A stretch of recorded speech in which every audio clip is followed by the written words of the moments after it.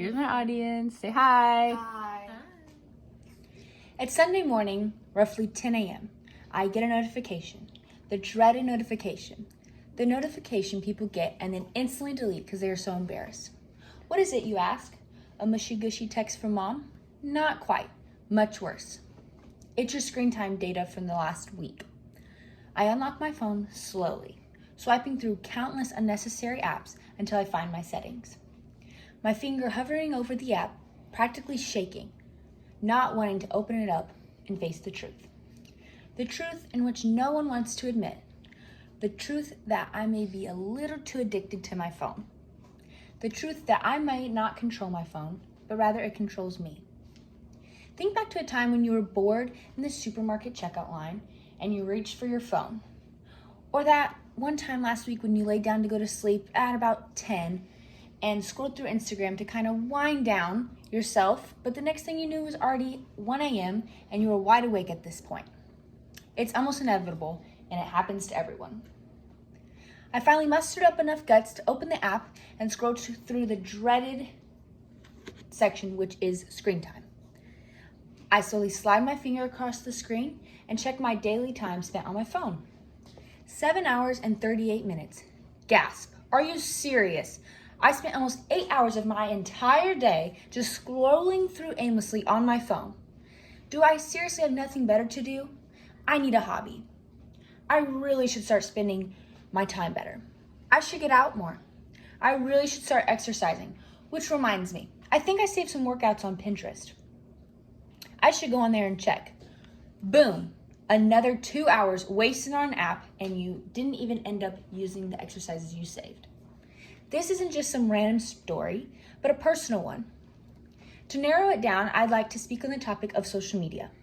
I personally use many different platforms of social media and can relate to the effects it can have on an individual, be they negatively or positively.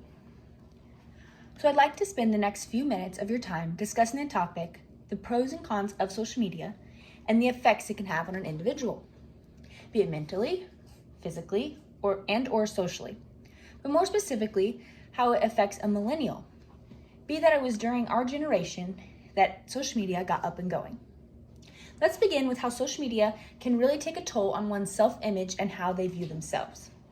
If I were to ask for a show of hands of how many people have ever seen a family member or friend post something on social media and you instantly wanted it, and you start to think like you're less because your car isn't as new as his and your closet isn't as big as hers, every hand would be up. Sadly, everything seems to be plastered all over social media nowadays. You can't escape it, leaving us to look at what we don't and can't have, and we start to compare our lives to that which is made up of one another behind our screen, not recognizing that everything we see on social media is just everyone's highlight reel, and that their lives aren't as perfect as they seem. Social media isn't all bad. There are definitely some positives to having it. Some of my bestest friends were made from social media. By having this access at your fingertips, you're able to not only stay connected to family members and friends, but also to get to know new people that you, in other words, might not have ever had the opportunity to get to know if it wasn't for social media. The downfall to connecting with one another through social media is people often get caught up in themselves and hide behind a screen. I've seen it firsthand, and I'm sure you have too. Cyberbullying has sadly become a normalized thing. People hide behind their screens using Twitter, Facebook, and Instagram, and other social media platforms as their very own personal platforms to voice their opinions, not caring if anyone is hurt or offended along the way. Lastly, and personally the most important one, how social media affects mentally. We hate to admit it, but after we post a picture of, let's say, us and our dog, it feels good when a good friend of ours comments a nice comment about our outfit or hair. Or say a family member comments saying they miss you and love to see that you're growing up to be such a handsome or beautiful individual. It makes us feel good. But on the flip side to this, we can become so consumed with how we are viewed on social media that we start to lose our real identity in real life. We get so caught up in responding to every DM or message that we forget how to actually function properly and have a normal conversation face to face with someone.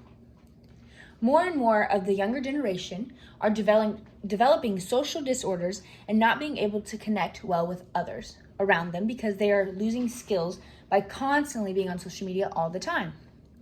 Almost as if we have lost the sense of meaningful connection with one another because we are caught up in our phones.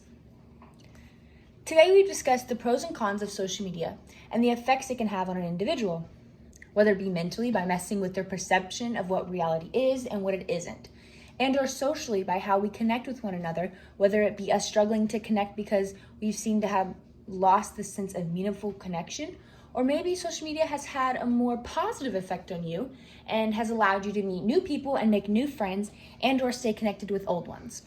So I'm hoping the next time you log into whatever platform of social media you use that you would take into consideration the many pros and cons social media has as a whole. Thank you.